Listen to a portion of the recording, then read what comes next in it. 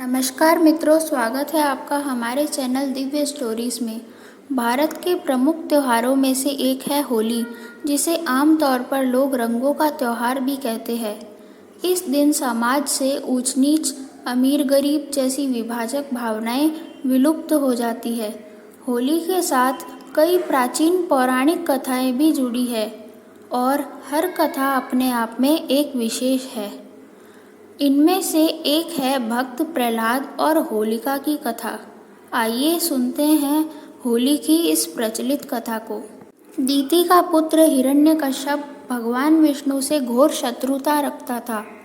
इसने अपनी शक्ति के घमंड में आकर स्वयं को ईश्वर कहना शुरू कर दिया था और घोषणा कर दी थी कि राज्य में केवल उसी की पूजा की जाएगी।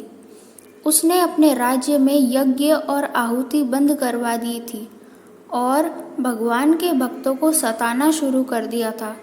हिरण्यकश्यप का पुत्र प्रहलाद भगवान विष्णु का परम भक्त था। पिता के लाख कहने के बावजूद प्रहलाद विष्णु की भक्ति करता था। असुराधिपति हिरण्यकश्यप ने अपने पुत्र को मारने की भी कई बार कोशिश की, परंतु भगवान स्वयं उसकी रक्षा करते रहे और उसका बाल भी बांका नहीं हुआ।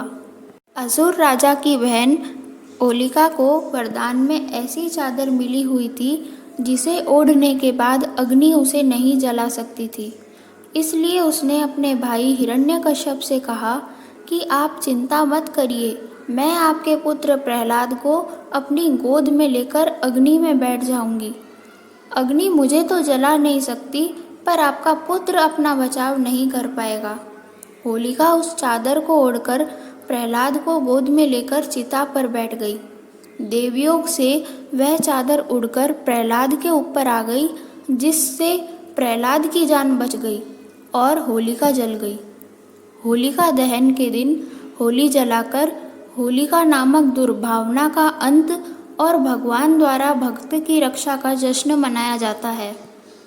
इस कहानी से हमें ये सीख मिलती है कि अपनी शक्तियों को बुरे काम करने में नहीं लगाना चाहिए, उन्हें दूसरों की भलाई में लगाना चाहिए, क्योंकि ईश्वर भी उन्हीं का साथ देते हैं जो परोपकार करते हैं। दोस्तों, ऐसी ही प्रेरणादायक कहानियाँ सुनने के लिए हमारे चैनल को सब्सक्राइब करें और इस वीडियो को लाइक ज़रूर करें। धन्यवाद।